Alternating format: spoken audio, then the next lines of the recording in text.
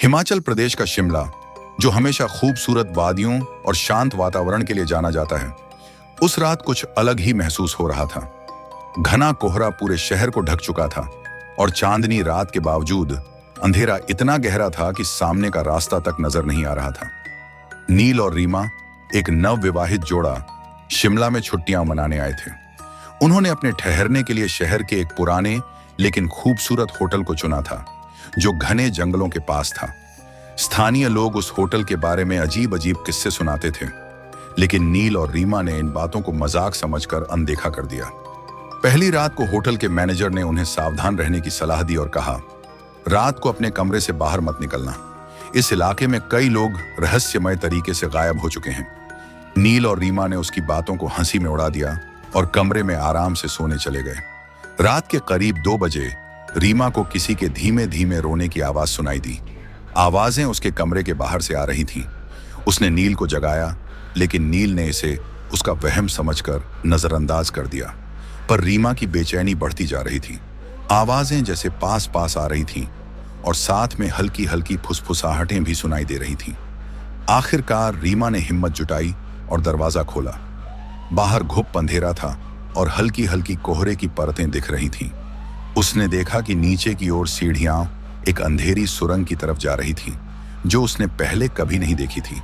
उस सुरंग से ठंडी हवाएं आ रही थीं और रहस्यमयी रोशनी की हल्की झलक मिल रही थी। रीमा ने नील को आवाज दी, लेकिन नील गहरी नींद में सो रहा था। उसने खुद ही उस सुरंग की ओर कदम बढ़ा लिए। सुरंग के अंदर जाते ही एक भयानक ठंडक का एहसास हुआ। दीवारों पर अजीब और गरीब चित्र बने हुए थे, जो शायद पुराने समय के थे, और हवा में एक अजीब सी गंध थी। आगे बढ़ते हुए रीमा ने देखा कि सुरंग के अंदर एक पुरानी सी लकड़ी की खिड़की है, जो बंद है, लेकिन उसमें से हल्की हल्की रोशनी आ रही थी। जैसे ही उसने उस खिड़की से झांका, उसकी आंखें फटी की फटी रह गईं। अंदर एक बड़ा सा हॉल था, जहां कुछ लोग एक गोल घेरे में बैठे थे और मंत्र पढ़ रहे थे। बीच में एक काला घूंघट ओढ़े एक महिला बैठी थी, जिसके सामने एक अजीब सा आईना रखा था। उस आईने में नील की परछाई दिखाई दे रही थी। रीमा के दिल की धड़कनें तेज हो गईं।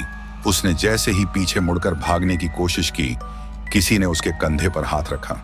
रीमा ने पीछे मुड़कर देखा तो वह वही होटल का मैनेजर था, लेकिन उसके चेहरे पर अब एक अजीब सी खौफनाक मुस्कान थी। उसने कहा, तुम्हारा पति अब हमारी दुनिया का हिस्सा बनने जा रहा है।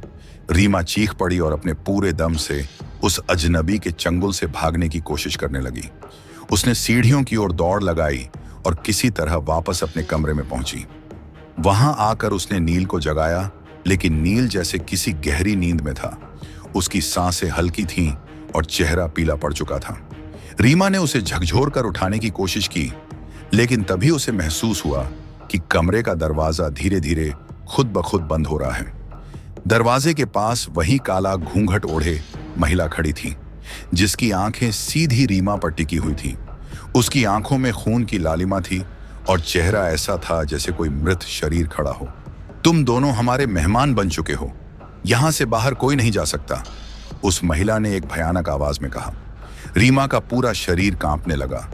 उसने नील को उठाने की आखिरी कोशिश की, लेकिन तब तक वह महिला उसके करीब आ चुकी थी।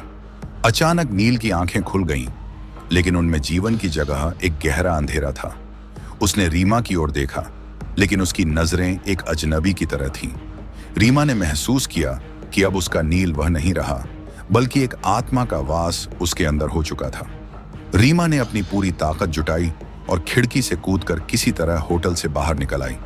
उसने भागते भागते शिमला की मुख्य सड़क तक पहुंचने की कोशिश की, लेकिन होटल के आसपास के पेड़ और घना जंगल जैसे उसकी राह रोकने की कोशिश कर रहे थे। अंततः वह पूरी तरह डर से बेहाल हो चुकी थी और सुबह की पहली किरणों के साथ वह बेसुध होकर सड़क पर गिर पड़ी। जब रीमा को होश आया तो वह एक अस्पताल में थी।